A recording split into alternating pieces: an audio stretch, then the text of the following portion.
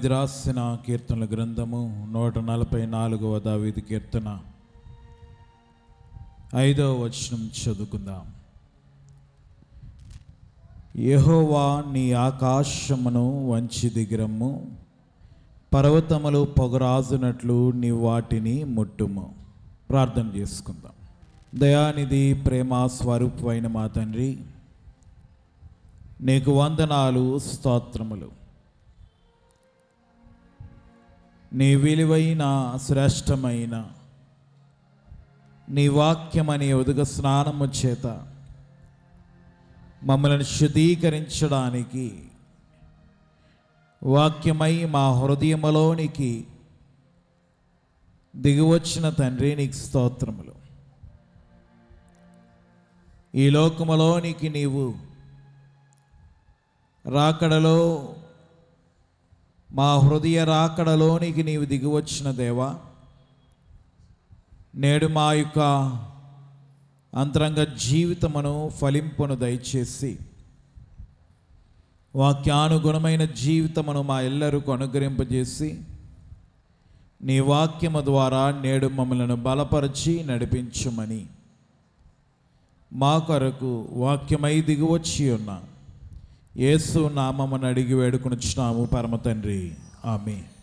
ప్రియమైన శ్వాసులారు, దేవుని బిడ్డలారా, దేవదేవుని యొక్క దేవుని ఆశీర్వాదము, ఆయన రాకడలో ఎత్తబడగలిగే ధన్యత నేడు ప్రభు మనందరి జీవితములకు అనుగ్రహింపజేసి మహిమను పొందును గాక, ఆమేన్. దేవుని యొక్క సాన్నిధ్యంలోనికి వచ్చిన ప్రియమైన వారులారా, బైబిల్ గ్రంథములో ప్రభు యొక్క రాకడను గురించి అనేకమైనటువంటి ప్రవచనములు బైబిల్ గ్రంథములో కనపడుతూ ఉన్నాయి. దావీదు రచించిన ఈ కీర్తనలలో ఇక్కడ ఒక మాట వ్రాస్తూ ఉన్నాడు: యెహోవా నీ ఆకాశమును వంచి దిగిరమ్ము. దిగువచ్చుట అనగా రాకడ. మరి దేవదాసాయి గారు రచించిన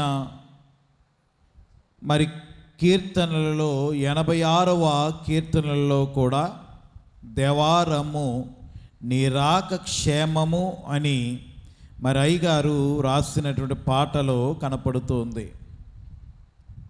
బైబిల్ మిషన్ యొక్క సలాము, మన ప్రార్థన ఏమై ఉన్నదంటే ప్రభు రాకడ కొరకై ఉన్నది. నేడు దినమందు నా వాక్య భాగము 6 రాకడలలో ఉన్నటువంటి 7 రూపాలు కనపడుతూ ఉన్నాయి. ప్రభు యొక్క 6 రాకడలలో ప్రభు యొక్క 7 రూపాలను నేడు దినమందు సమయం ఉన్నంత వరకు కొద్దిగా మనం వివరించుకుందాం. మరి రాకడ ఎందుకొరకు? ఈ లోకములో మనము చూసినప్పుడు రాకడను గూర్చి అనేక రీతులుగా గత కాలమందు మనము వివరించుకుని ఉన్నప్పటికీ ఈ కడవరి కాలములో ప్రభు యొక్క రాకడ కొరకు మనము సిద్ధపడవలసిన వారమై ఉన్నాం. బైబిల్ గ్రంథములో చాలా రాకడలు కనపడుతున్నాయి, కానీ నేడు దినమందు 6 ప్రాముఖ్యమైన రాకడలలో ఉన్నటువంటి ప్రభు యొక్క 7 రూపాలను గురించి మనం విందాం. మరి ప్రతి చల్లపూట ఆదాము అవ్వలతో దేవుడు సహవాసము చేయడానికి ఏదేను తోటలోనికి దిగి వచ్చే ప్రతి ఒక్క రాక కూడా రాకడై ఉన్నది. గనుక పితామహుల కాలములోను, ప్రవక్తల కాలములలోను, రాజుల కాలములలోను, అలాగుననే యాజకుల కాలములలో కూడా దర్శనముల ద్వారా, ప్రత్యక్షతల ద్వారా, స్వప్నముల ద్వారా ప్రభు యొక్క రాకడలు కనపడుతూ ఉన్నాయి. గనుక వీటిలో మరి ప్రాముఖ్యమైన రాకడలు మనము రెండు మనం చెప్పుకుంటూ ఉంటాం. అదేమిటంటే, ఒకటి నరుడిగా వచ్చిన రాకడ, రెండవది వరుడుగా వస్తున్న రాకడ. గనుక ఈ రెండు రాకడలను గురించి ప్రత్యేకముగా చెప్పుకుంటాం. ఎందుకంటే పాత నిబంధన గ్రంథములో మనకు కనపడేది ఏమిటంటే యేసుక్రీస్తు ప్రభు అనే దేవుడు ఈ లోకములోనికి నరుడిగా రానయ్యున్నాడనే ప్రవచనములు పాత నిబంధన గ్రంథములో కనపడుతూ ఉన్నాయి. ఆయన నరుడిగా దిగి వచ్చిన తర్వాత ఆయన వెళుతూ నా తండ్రి ఇంటి అనేక నివాస స్థలములు కలవు అని చెబుతూ నేనుండు స్థలములో మీరును ఉండులాగా నేను మరలా వస్తానని ప్రభువు చెప్పినటువంటి రెండవ రాకడ కనపడుతోంది. గనుక ఎలాగున మనం చూస్తే ఈ రాకడలో ప్రభు యొక్క రూపాలు ఎన్నో కనపడుతూ ఉన్నప్పటికీ ఈ దినమున మనము ధ్యానము చేసుకొనిచున్నటువంటి రాకడలను మనము ధ్యానము చేసుకుందాం. అదేమిటి అనగా మొదటి రాకడను గురించి మనం చూసినప్పుడు ప్రపంచంలో అద్భుతములకే అద్భుతమైనటువంటి రాకడ, నరుడిగా దిగి వచ్చినటువంటి రాకడ, సర్వమానవాళిని ఆయన సర్వమానవాళి కొరకు ఆయన ఈ లోకములోనికి దిగి వచ్చినటువంటి రాకడ మొదటి రాకడ అయి ఉన్నది. గతించిన నెలలలో మనం జరుపుకొని ఉన్నాం. గనుక దేవుడు నరరూపమును ధరించుకొని ఆయన భూమి మీదకి దిగి వచ్చినటువంటి రాకడ మొదటి రాకడ. అసలు ఎందుకు మొదటి రాకడ మనం చేసుకోవాలి? మొదటి రాకడలో ప్రభు ఎందుకు కొరకు దిగి వచ్చి ఉన్నాడు? అసలు ఈ యొక్క రాకడ ఎందుకొరకు అనేది మనము చూస్తే గలతీ పత్రిక 6వ అధ్యాయము 7వ వచనంలో ఒక మాట కనపడుతోంది. గలతీ పత్రిక 6వ అధ్యాయము 7వ వచనము, మోసపోకుడి, దేవుడు వెక్కిరింపబడడు, మనుష్యుడు ఏమి విత్తునో ఆ పంటనే కోయును. చాలండి. ఎందుకొరకు దేవుడు వచ్చాడు? ఎందుకొరకు దేవుడు నరుడిగా ఈ లోకంలోనికి వచ్చినాడు అనగా మనుష్యుడు ఏది విత్తాడో ఆ పంటనే కోస్తున్నాడు. గనుక మనుష్యుడు విత్తినటువంటి పాపం అనే పంటను, ఆ పాపము వలన వచ్చి జీతమైనటువంటి మరణమును మనుష్యుడు జయించలేక నిత్య నరకాగ్నిలోనికి వెళ్ళిపోవలసి వచ్చినది. కనుక దేవుడే ఎలా వచ్చాడంట? నరుడై దిగి వచ్చి ఉన్నాడు. నరుడు విత్తినటువంటి పాపం అనే పంటను తాను అనుభవించి తన మరణము ద్వారా మానవుని యొక్క మరణమును తీసివేసి చిరజీవమును ఇవ్వడానికి వచ్చి ఉన్నాడు. ఆయన ఎందుకొరకు వచ్చినాడు అంటే పాపమునకు ఉన్నటువంటి బలము ఏమిటి అనగా మన బలహీనత. పాపమునకు ఉన్నటువంటి బలము ఏమిటి అనగా మన రోగము. పాపమునకు ఉన్నటువంటి మన బలహీనత బలము ఏమిటి అంటే మనకున్నటువంటి వ్యాధి బాధలు, మనకున్నటువంటి శోధనలు.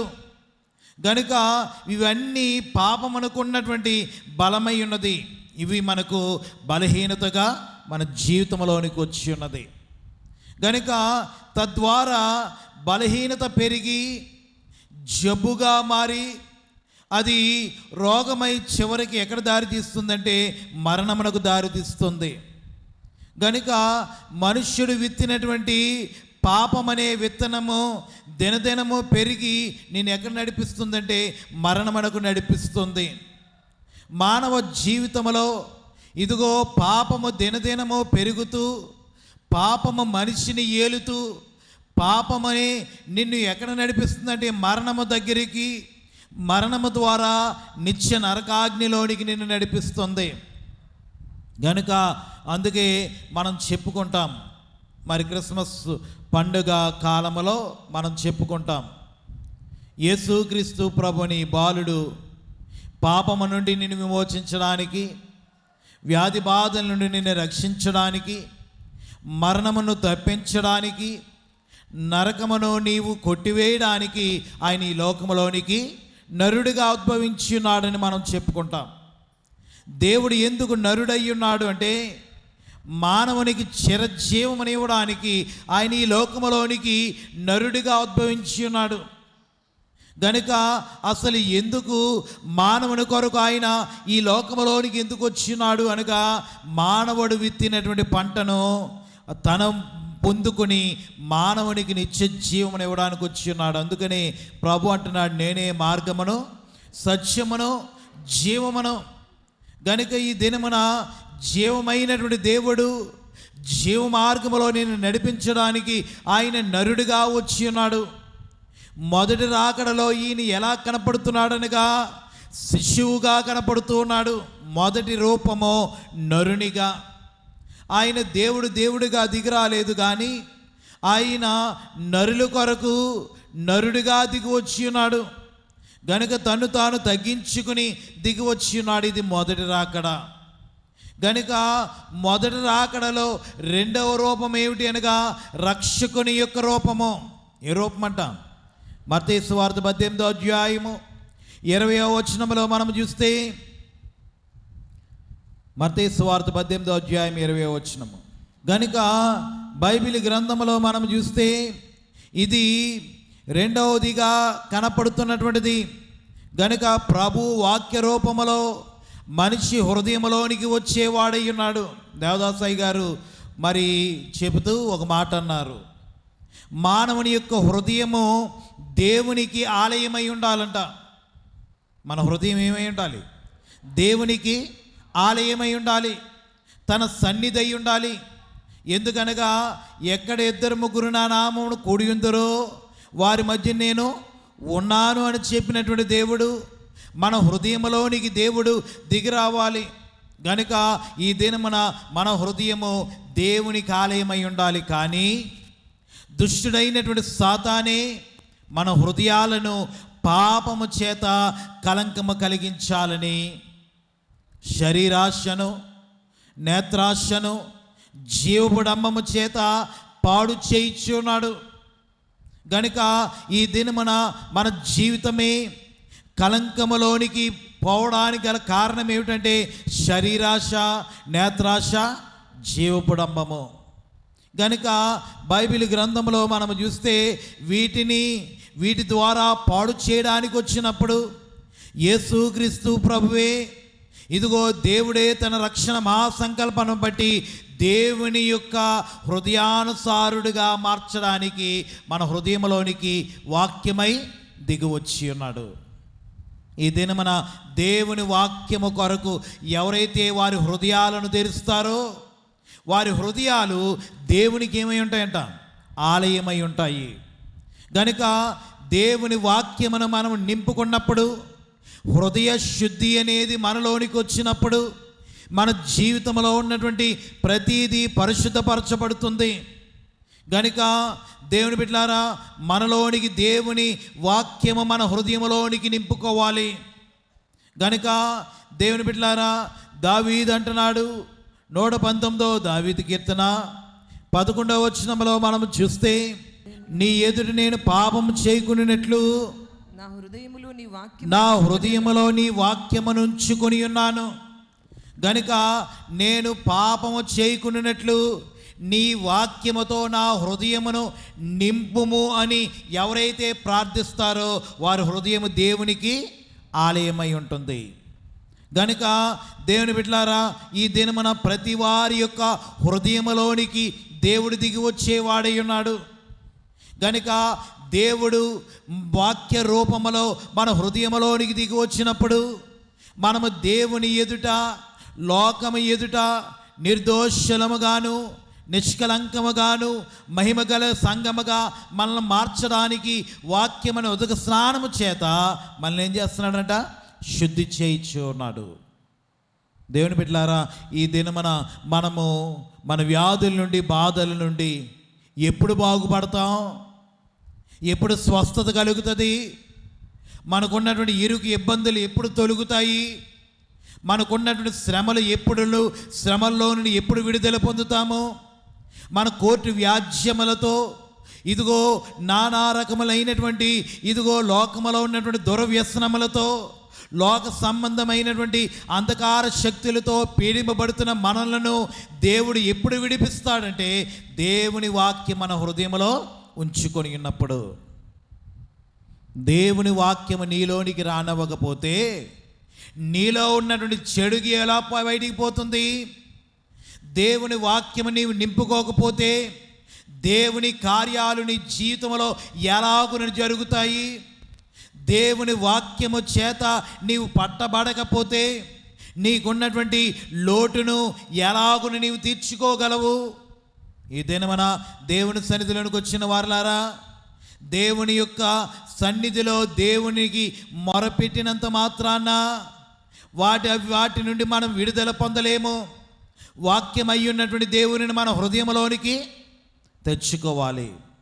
అందుకే అంటున్నాడు కదా, ఆది యందు వాక్యం ఉండెను, వాక్యము దేవుని యొద్ద ఉండెను, ఆ వాక్యమే దేవుడై ఉండెను.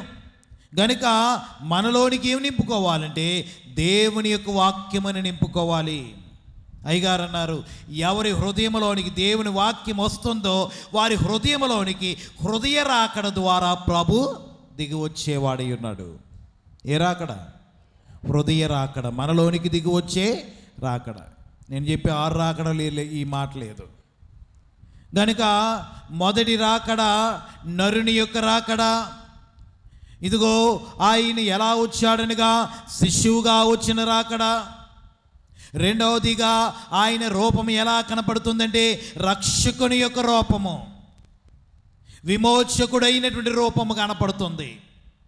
గనుక రక్షకుడు అనగా నీ కలిగిన ప్రతి బంధకములో నుండి విమోచించి నేను రక్షించేవాడు.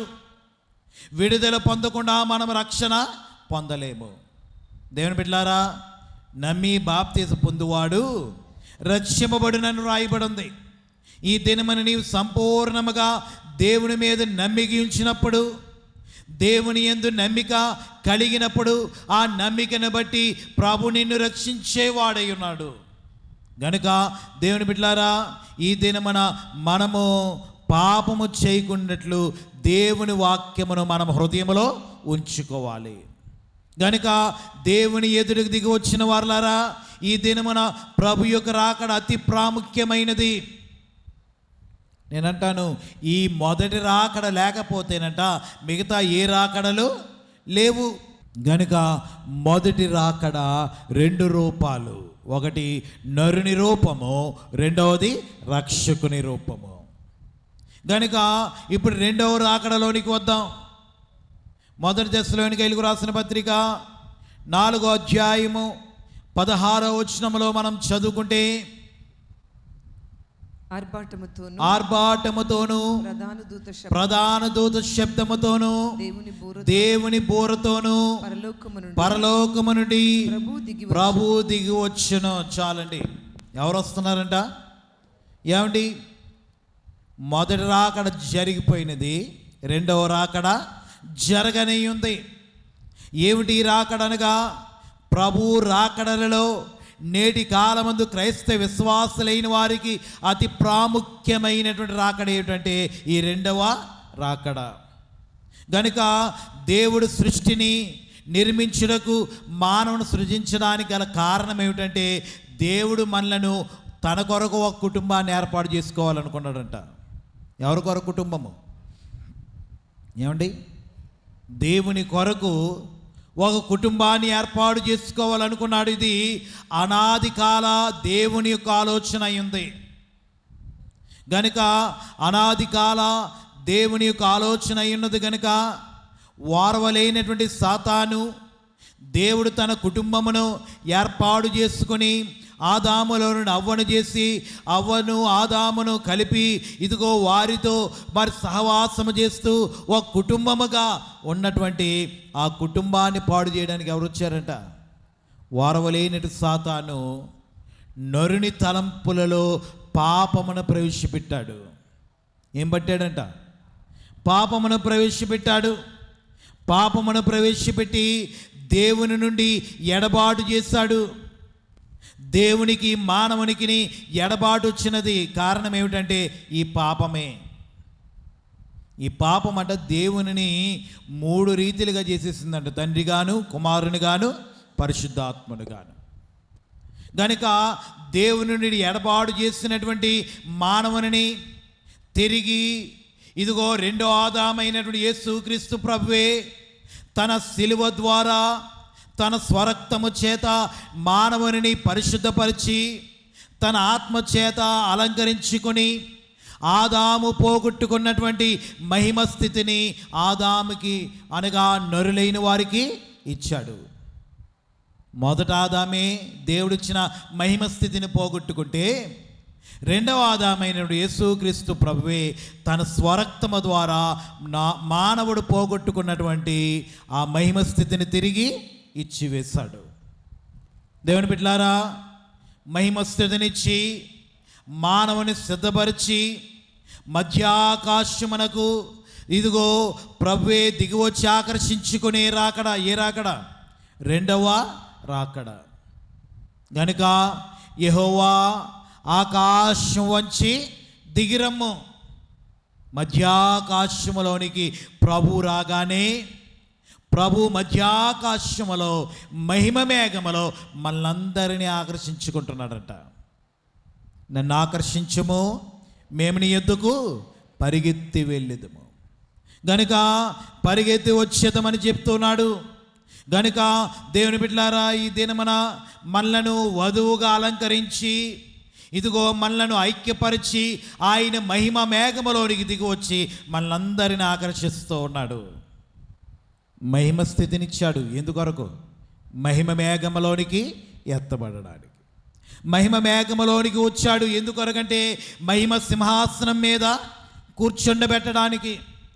నేనుండు స్థలములో మీరును ఉండులాగనా అని ఎందుకు పలుకుచున్నాడంటే, ఈ యొక్క మహిమ మేఘములో మనలను కూర్చోబెట్టి మహిమ సింహాసనం మీద మనలను కూర్చోబెట్టడానికి.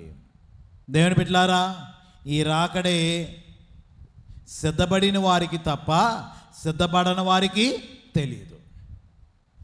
వారు వెళ్ళిపోయిన తర్వాత తెలుస్తుంది, కానీ ప్రభు యొక్క రాకడ సిద్ధపడిన వారికి తప్ప సిద్ధపడని వారికి తెలియదు. గనుక దేవుని బిడ్డలారా, ఈ రెండవ రాకడ ఎందుకొరకొనగా శాశ్వత కాలము ఇదిగో దేవునితో కలిసి జీవవృక్ష ఫలాలను భుజించుట కొరకు, జీవజలముల యొక్క అనుభవమును పొందుకొనుట కొరకు, మహామహిమతో మహోన్నతుడైనటువంటి దేవునితో చిరకాలము జీవించే అనుభవం నీకు ఇవ్వడానికి ఈ రెండవ రాకడలో ప్రభు వస్తూ ఉన్నాడు. దేవుని బిడ్డలారా, ఈ దినమున రాకడలో ఎత్తబడాలని కోరుకుంటే సరిపోదు. ఏముండాలి? ఏమండి? సిద్ధబాటు అనేది ఉండాలి. దేవుని బిడ్డలారా, రక్షణ ఒకటి ఉంటే సరిపోదు. రక్షణ ద్వారా అనుదినముని పాపములను కడిగి వేసుకొని ప్రభు యొక్క రాకడ కొరకు, పెళ్లి కుమారుడైన ప్రభు కొరకు పెళ్లి కుమార్తె ఎలాగున అలంకరించుకుంటుందో అలాగుననే అలంకరించుకొని నీవు సిద్ధపడాలి. దేవుని బిడ్డలారా, మరి ఏ రీతిగా అలంకరించుకోవాలి? దేవుని బిడ్డలారా, దేవుని సన్నిధిలోనికి వచ్చిన వారులారా, బైబిల్ గ్రంథంలో ఇదిగో ప్రభు చెప్తూ ఉన్నారు తప్పిపోయిన కుమారుని యొక్క చరిత్ర. తప్పిపోయిన కుమారుడు తిరిగి వచ్చినప్పుడు విందులో ఉన్నటువంటి ఇదిగో తండ్రి విందుని విడిచిపెట్టి పరిగెత్తుకొని వచ్చి ఇదిగో కౌగిలించుకుని ముద్దు పెట్టుకుని చేర్చుకున్నాడు. పాపినైన నిన్ను కూడా ఈ దినమున నీవు నీ పాపములను ప్రభు ఎదుట ఒప్పుకొని ఉన్నప్పుడు తప్పిపోయిన కుమారుని వలె మరి ప్రభువే నిన్ను ఎదుర్కొని తన రక్షణ ద్వారా ఇదిగో నిన్ను ముద్దు పెట్టుకుంటున్నాడు. నిన్ను తన యొక్క సన్నిధిలోనికి చేర్చుకుంటున్నాడు. దేవుని బిడ్డలారా, విందులోనికి తీసుకుని వెళ్ళిపోలేదు. ఏం చేశాడనగా ఇదిగో తండ్రి అంటున్నాడు పనివారితో, ఇదిగో ఇతను స్నానము చేయించి ప్రశస్తమైన వస్త్రాలు తొడిగించి పాదరక్షలు తొడిగించి ఉంగరములు పెట్టి అప్పుడు తీసుకురమ్మంటున్నాడు. ఎక్కడికి? విందులోనికి. దేవుని బిడ్డలారా, ఈ దినమున మనము పోగొట్టుకున్న మహిమ వస్త్రాలను మనం ధరించుకోవాలి. ఎప్పుడు అంటే రక్షణ అనే స్నానము చేసిన తర్వాత. గనుక ఇదిగో దేవుని యొక్క రూపమనే లక్షణములను మనం అద్దుకోవాలి. ఆయన లక్షణాలని, ఆయన రూపమనే జోడును మనం తొడుక్కొని ఆయన యొక్క మరి అర్హత అనగా ఆయన యొక్క నామదారులమై మనము సిద్ధపడినటువంటి పెండ్లి కుమార్తె వలె అర్హత పొందుకొని మనం ఎక్కడ చేరాలి? ఆయన విందులోనికి చేరాలి. దేవుని బిడ్డలారా, ఈ యొక్క రాకడ అతి సామాన్యమైనది కాదు, బహుశ్రేష్టమైన రాకడ. గనుక మొదటిగా నరుని యొక్క రాకడ, రెండవదిగా వరుని యొక్క రాకడ. గనుక ఈ రాకడలో ఎత్తబడే వారిని గూర్చి అయ్యగారు చెప్తూ నూరంతల పంట అంట. ఎన్నంతలు? మనం 30 దంతులు కాదు, 60 దంతులు కాదు, మనం ఎవరము? నూరంతల పంట. గనుక దేవుని బిడ్డలారా, ఈ రెండవ రాకడ మరి నరుడిగా వచ్చినటువంటి రాకడే కాదు, వరుడిగా వస్తున్నటువంటి రాకడ. గనుక మూడవదిగా మనం చూస్తే పరిగి ఏరుకునే రాకడ. గనుక పరిగి ఇప్పుడు ఏరుతారు, ఏమైనా కోత అయిపోయిన తర్వాత మిగిలి ఉన్నటువంటి గింజలను ఏరుకుంటారు. గనుక రాకడ అనంతరమున 7 ఏండ్ల శ్రమలలో, ఇదిగో 7 ఏండ్లు శ్రమలు పొందుతున్నప్పుడు, ఇదిగో ప్రభువు కొరకు ఎదురు చూచిన వారు, మిగిలి రాకడలో ఎత్తబడినటువంటి మరి వారే వెళ్ళిపోయిన తర్వాత మిగిలి ఉన్నటువంటి క్రీస్తుని ధరించుకున్నటువంటి క్రైస్తవులైనటువంటి వారి యొక్క రాకడ. గనుక దేవుని బిడ్డలారా, 7 ఏండ్ల శ్రమకాలములో సాతాను వాడి యొక్క త్రిత్వము, ఎవరు? ఏమండి? దేవునికి త్రిత్వం ఉంది, సాతానుకు కూడా త్రిత్వం ఏర్పరచుకొని ఉన్నాడు. ఎవరనగా అపవాది, అంత్యక్రీస్తు, అబద్ధ ప్రవక్త, ఈ 3 త్రిత్వము.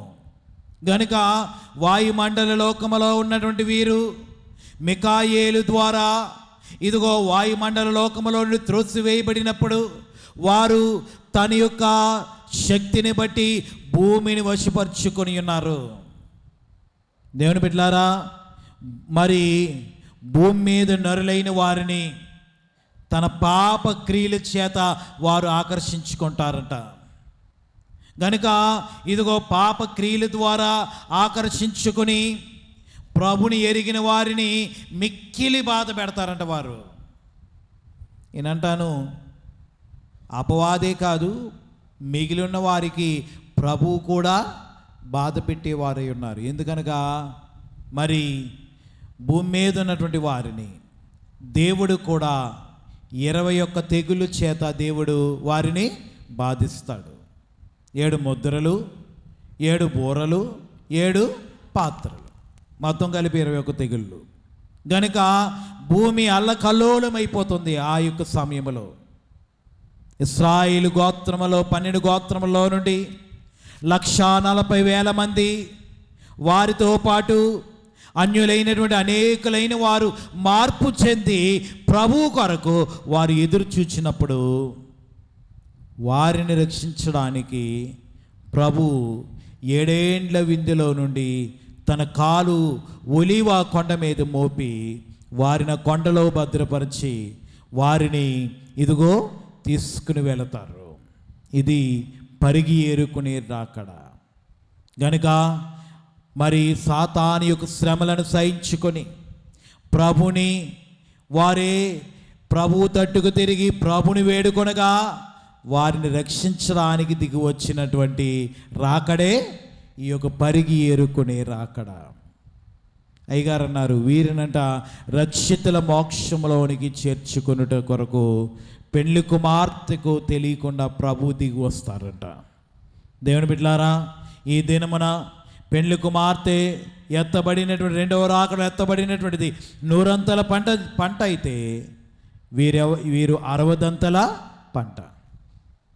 నేనంటాను 30 పంట కూడా ఉంది. 1000 ఏండ్ల పాలనలో కనపడుద్ది. అది 1000 ఏండ్ల పాలనలో దేవుని యొక్క సువార్త సేవ 100 ప్రకటింపబడినప్పుడు మార్పు చెందిన వారు 30 పంట.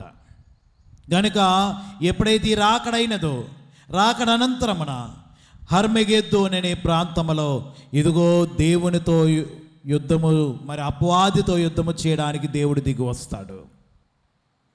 ఇదిగో ఆయన మేఘారుడై వచ్చుచున్నాడు, ప్రతి నేత్రం ఆయనను చూచును, ఆయనను పొడిచిన వారు చూచెదరు, భూజనులందరూ ఆయన చూచి రొమ్ము కొట్టుకుందురు. అవును, ఆమేన్. గనుక దేవుని బిడ్డలారా, అపవాది పక్షముగా యూదులైన వారు కొందరు, అన్యులైన వారు కూడా ప్రభువునకు వ్యతిరేకముగా నిలవబడే కాలము ముందుంది. గనుక సాతానుతో యుద్ధము చేసి, ఇదిగో అపవాది మట్టులేని గొయ్యిలోను అంత్యక్రీస్తును అబద్ధ ప్రవక్తను నిత్య నరకాగ్నిలో పడవేసి ప్రభు రాజ్యమేలడానికి దిగి వస్తాడు. గనుక ఎన్నో రాకడిది? 4వ రాకడ. ఆయన రారాజుగా దిగి వస్తున్న రాకడ. ప్రకటన గ్రంథము 20వ అధ్యాయము 6వ వచనములో మనం చదువుకుంటే, బైబిల్ గ్రంథములో మనం చూస్తే, వీరు దేవునికిని క్రీస్తునకును యాజకులై క్రీస్తు కూడా 1000 సంవత్సరములు రాజ్యము చేయుదురు. గనుక 1000 ఏండ్లు పరిపాలించడానికి ఆయన రారాజుగా, ప్రభుల ప్రభువుగా, శాంతి పరిపాలన చేయడానికి ప్రభువే పెండ్లి కుమార్తెతో కలిసి దిగివచ్చే రాకడ. 1000 ఏండ్ల పాలనలో రాజుగా వచ్చినటువంటి రాకడ. ఆదాము పాపమును బట్టి భూమి శపింపబడినది. కానీ పెండ్లి కుమార్తె, ఇదిగో పెండ్లి కుమారుడైన ప్రభు ఈ యొక్క భూమి మీదకి దిగి వచ్చినప్పుడు పెండ్లి కుమార్తె యొక్క పాదము తగలగానేనట భూమి క్రొత్త భూమిగా మార్చబడుతుంది. అయ్యగారు అన్నారు, ఏ స్త్రీ ద్వారా పాపము అనగా ఆజ్ఞను అతిక్రమించిందో, ఎవరి ద్వారా భూమి శపింపబడిందో, తిరిగి ఆ పెండ్లి కుమార్తె ద్వారా భూమి ఏం చేయబడుతుందంట? ఏమైనా క్రొత్త భూమిగా మార్చబడుతుంది, క్రొత్త ఆకాశముగా మార్చబడుతుంది. దేవుని బిడ్డలారా, మరి బైబిల్ గ్రంథంలో మనం చూస్తే ఏదేను తోట ఆదామవల కాలంలో ఒక భాగమైతే ప్రభు వచ్చేటప్పుడంట భూమి అంతా ఎలా ఉంటుందంటే ఏదేను తోట వలె ఉంటుందంట. ఏ చెట్టుకు మరి ఫలము లేని చెట్టు ఉండదంట, పువ్వులు లేని చెట్టు ఉండదు. ప్రతి చెట్టుకు చిగురు ఉంటుంది. భూమి తన 100 పంట రేపు 1000 ఏండ్ల పాలనలో ఇస్తుందంట. దేవుని బిడ్డలారా, బైబిల్ గ్రంథంలో మనం చూస్తే భూమంతటిని పాపరహితముగా భూమిని శుద్ధీకరించి ఆయనే స్వయముగా భూమి మీదకి దిగి వచ్చి 1000 ఏండ్లు రాజ్య పరిపాలన చేస్తాడు. ప్రభు పరలోకములోను భూలోకములోను అధికారమును చేస్తాడు, రాజ్యమును పరిపాలిస్తాడు. గనుక ఆ రాజ్యములో క్రూరత్వము కానీ హాని కానీ ఎలాంటి కీడు లేనటువంటి అనుభవం భూమి మీద మనకు కనపడుద్ది. దేవుని బిడ్డలారా, ఈ దినమున మన జీవితంలో దేవుని సన్నిధిలో మనం సిద్ధపడి దేవుని వారసులమైతే దేవుడు మనకు కూడా రాజ్య పరిపాలన చేసే అధికారాన్ని దేవుడు మనకు ఇస్తూ ఉన్నాడు. మత్తయి సువార్త 5:5 కనపడుతుంది, సాత్వికులు ధన్యులు, వారు భూలోకమును స్వతంత్రించుకొందరు. గనుక వారు మరి ఏలుదురని రాయబడి ఉంది. గనుక వారు భూమి మీద మరి క్రీస్తుతో పాటు 1000 ఏండ్లు రాజ్యము చేయుదురు అని వ్రాయబడి ఉంది. గనుక దేవుని బిడ్డలారా, ఈ దినమున మన జీవితంలో ఇదిగో దేవుడు శ్రేష్టమైనటువంటి స్థితిని మనకు అనుగ్రహించేవాడై ఉన్నాడు. ఆ 1000 ఏండ్ల పాలనలోనంట ప్రభువే స్వయముగా నూతన యెరూషలేములో ప్రధాన యాజకుడుగా మరి ఆరాధిస్తాడంట. మనం ఎగిరి వెళ్ళి ఆరాధనలో మనం పాల్గొంటాము. అప్పుడు చూస్తామంట అసలైనటువంటి ప్రధాన యాజకుని. ప్రధాన యాజకుడిగా ప్రభు తనను తాను ప్రత్యక్షపరుచుకుంటాడు. రాజుగాను యాజకునిగాను ప్రభు కనపడతారంట అక్కడ. గనుక దేవుని బిడ్డలారా, 1000 ఏండ్ల పాలనలో సంపూర్ణముగా ఇదిగో ఈ యొక్క సువార్త ప్రయాణింపబడుతుంది. గనుక 1000 ఏండ్ల పాలనలో ప్రభువే పరలోకం ఎలా ఉంటుందో భూలోకము కూడా అలాగే ఉంటుందంట, అట్టి మహిమతో నింపబడుతుంది. గనుక ఆదామవ్వలకు ఇచ్చిన మొదటి దీవెన పెండ్లి కుమార్తె ఇక్కడ నెరవేర్చబడుతుందంట. ఈ రాకడలో ప్రభు ఈ యొక్క రాకడ ద్వారా నరునితో సహవాసము చేయడానికి ఆయన దిగి వస్తూ ఉన్నాడు.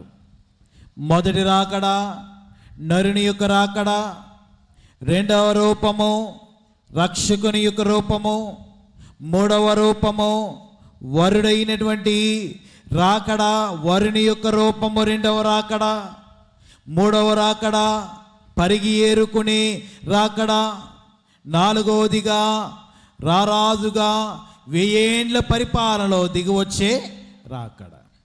ఐదవదిగా మనం చూస్తే యుద్ధ శూరుని రాకడ. ఏ రాకడంట?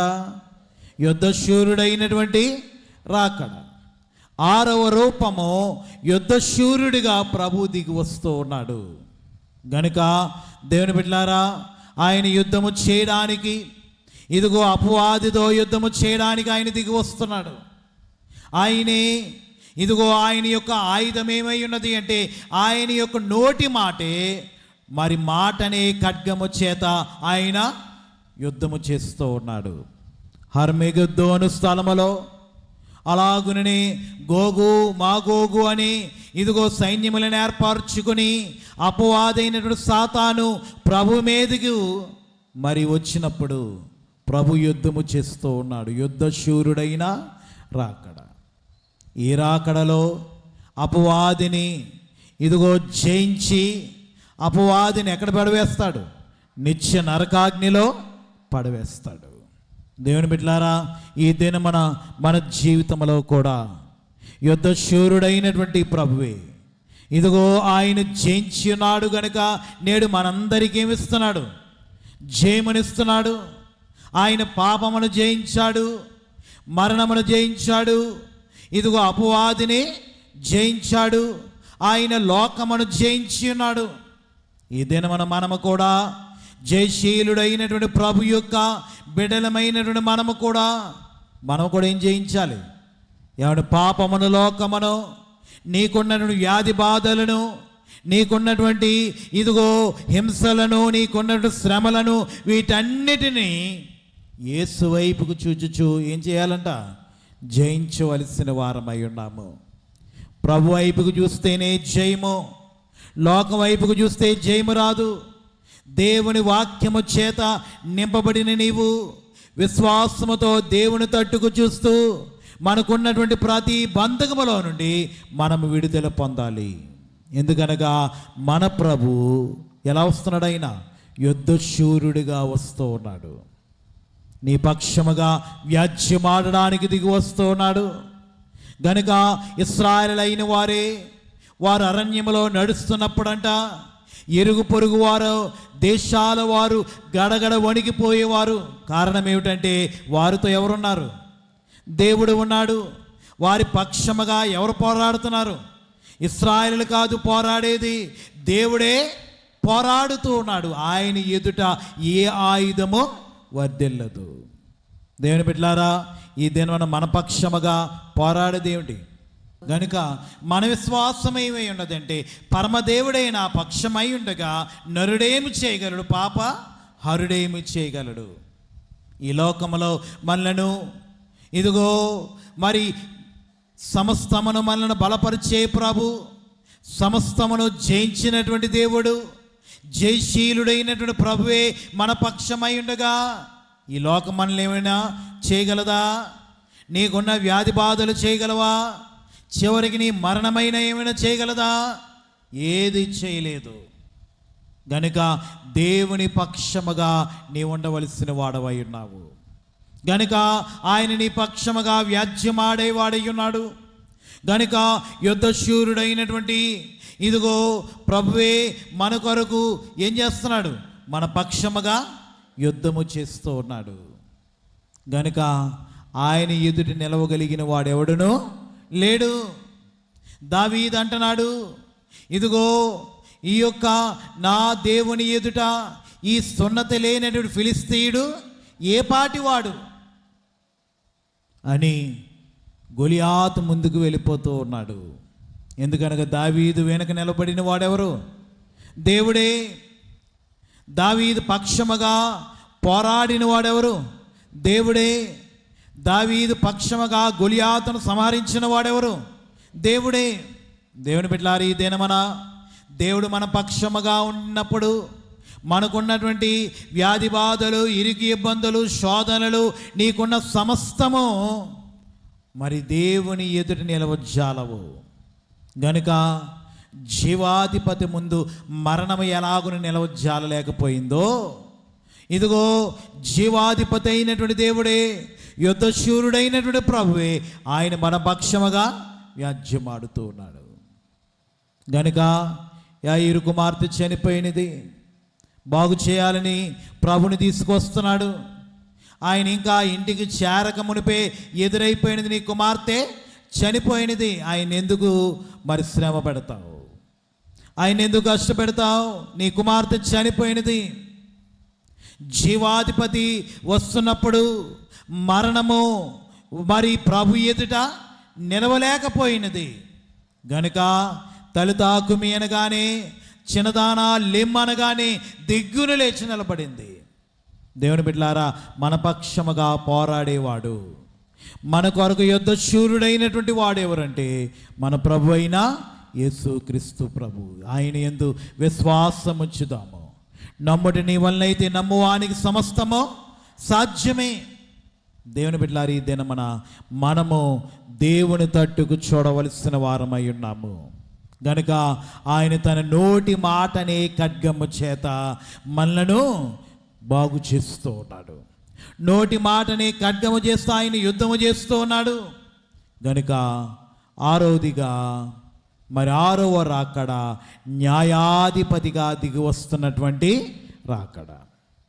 ప్రకటన గ్రంథం 20వ అధ్యాయము 11వ వచనములో మనం చదువుకుంటే, మరియు ధవలమైన మహాసింహాసనమును దాని యందు ఆసీనుడయ్యున్న యొకనిని చూచితిని. భూమి ఆకాశములు ఆయన సముఖము నుండి పారిపోయిను, వాటికి నిలువ చోటు కనపడకపోయెను.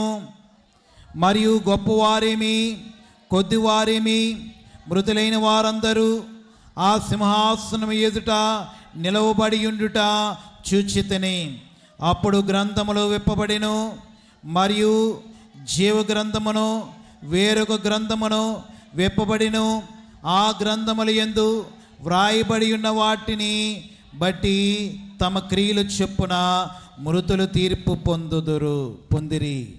గనుక దేవుని బిడ్డలారా, ప్రభు ధవల సింహాసనము పైన కూర్చొని అంత్య దినమున అంత్య తీర్పు తీర్చుటకు న్యాయాధిపతిగా రహస్య స్థలమందు తీర్పు తీర్చే రాకడ. రహస్య స్థలమందు తీర్పు తీర్చే రాకడ. 7వ రూపము న్యాయాధిపతిగా కనపడుతున్న రూపము. గనుక దేవుని బిడ్డలారా, ఈ యొక్క 6వ రాకడలో ప్రభువే న్యాయాధిపతిగా కనపడుతున్నాడు. న్యాయాధిపతి అయినటువంటి క్రీస్తు ఒక్కడే, ఎవ్వరూ లేకుండా తీర్పు తీర్చే రాకడ. దేవుని బిడ్డలారా, దేవుని సన్నిధిలోనికి వచ్చిన వారులారా, ఈ దినమున మనము మరి మేలు చేసిన వారు జీవ పునరుత్థానమునకును, కీడు చేసిన వారు తీర్పు పునరుత్థానమునకు వచ్చేదరని ఎలాగును రాయబడి ఉందో, ఇక్కడ తీర్పు తీర్చడానికి ప్రభు ధవల సింహాసనం పైన న్యాయాధిపతిగా కూర్చున్నాడు. గనుక దేవుని బిడ్డలారా, సంపూర్ణముగా అసలైనటువంటి న్యాయమును జరిగించే న్యాయాధిపతిగా ప్రభు ఆసీనులై ఉన్నారు. గనుక ఎన్ని రాకడలు చెప్పుకున్నాం? 6 రాకడలు. ఎన్ని రూపాలు? 7 రూపాలు. గనుక దేవుని బిడ్డలారా, ఆయన యొక్క మరి సన్నిధిలోనికి వచ్చిన వారులారా, ఆ పెండ్లి కుమార్తెతో కలిసి ప్రభు శాశ్వత కాలము జీవించడానికి అన్నీ ఆయన ప్రభావాలనే జరుగును. గనుక ఆయన శాశ్వత కాలము ప్రభు మనతో జీవించేవాడై ఉన్నాడు. ఎందుకు ఈ యొక్క 6 రాకడలు అంటే, ఈ 6 ప్రాముఖ్యమైన రాకడ అనుభవాలను తెలుసుకొనుటను బట్టి మన భావ జీవితము మనకు స్పష్టంగా అర్థమై మనము 2వ రాకడ కొరకు మనము సిద్ధపడవలసిన వారమై ఉన్నాము. కనుక ఇప్పటికీ ఏ రాకడలైనాయి? ఎన్ని రాకడలైనాయి? ఏమండి, మొదటి రాకడ ఒకటి అయ్యింది. మన ఎదురు ఇంకెన్ని ఉన్నాయి? 5 రాకడలు కనపడుతున్నాయి. గనుక దేవుని బిడ్డలారా, ఈ రాకడ అనుభవంలోనికి వెళ్ళాలి అంటే మనము ఆ అంతస్తులోనికి రావాలి అంటే 100 పంట అనబడినటువంటి అంతస్తులోనికి రావాలి. గనుక దేవుని బిడ్డలారా, ఈ దినమున 100 పంట కలిగిన వారమై దేవుని యందు విశ్వాస హృదయముతో నిరీక్షణ కలిగి ఇదిగో ప్రభు సన్నిధిలో సిద్ధపడినప్పుడు మనము ఏమని చెప్పాలి అంటే, యెహోవా నీ ఆకాశము వంచి దిగురమ్ము.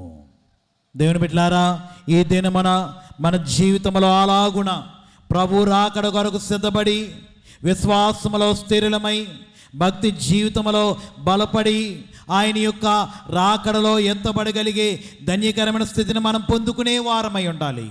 ఈ దినమున అద్భుత కార్యములను, ఆశ్చర్య కార్యములను మన జీవితంలో పొందడానికి వచ్చిన వారులారా, ప్రభు యందు సంపూర్ణమైన విశ్వాసముతో మనం పొందుకుందాము. ప్రభు ఈ దినమున మనను స్వస్థపరచడానికి స్వస్థతకరుడుగా, అద్భుతకరుడుగా ఆయన దిగివచ్చిన రాకడ. మరి ప్రతి స్వస్థతా దినమందు ఆయన అద్భుతాలు చేయగలిగినటువంటి ఘనమైన స్వస్థతాకారుడుగా ఆయన మన మధ్యకు దిగివచ్చి ఉన్నాడు. గనుక నేను స్వస్థపరిచే యెహోవాను నేనే. ఈ దినమున ఆయన మనలను స్వస్థపరచడానికి దిగివచ్చి ఉన్నాడు. గనుక ఈ రాకడలో ప్రభు యందు విశ్వాసం ఉంచి ప్రభు సన్నిధిలో ఉన్నటువంటి మనము మన పాపములను కడిగి వేసుకొని, మన దోషములను దిద్దు వేసుకొని, పరిశుద్ధపరచుకొని ఆయన యొక్క అందించే స్వస్థతను పొందుకొని స్వస్థపడగలిగే ధన్యత నేడు ప్రభు మనందరి జీవితములకు అనుగ్రహింపజేసి మహిమను పొందనుగాక. మోకరించుకుందాము. దయానిధివైన మా తండ్రి, నీకు వందనాలు, స్తోత్రములు. ఇంతవరకు 6 రాకడలలో ఉన్న 7 రూపములను మాకు చూపించి నీకు రాకడ కొరకు మమ్మల్ని సిద్ధపరిచిన తండ్రి, నీకు స్తోత్రములు. నేడు దినమందు మేము నీ పాద సన్నిధిలో కూడుకొని ఉండగా మమ్మల్ని స్వస్థపరచడానికి, బాగు చేయడానికి, మమ్మల్ని లేవనెత్తడానికి, మా బంధువులను మోచంప చేయడానికి మా మధ్యకు దిగి వచ్చిన తండ్రి, నీకు స్తోత్రములు. దేవుని వాక్యము మా హృదయములో ఫలింపును దయచేసి, వాక్యము మా జీవితములో ఫలింపు జీవితమును మాకు అనుగ్రహింపజేసి, నీ రాకడకు ఆయత్తపడగలిగే సిద్ధబాటును మా ఎల్లరికూ అనుగ్రహింపజేసి మమ్మల్ని బలపరచమని 2వ రాకడలో వరుడుగా దిగరాని ఉన్న యేసు నామమును అడిగి వేడుకొనుచున్నాము పరమ తండ్రి, ఆమేన్.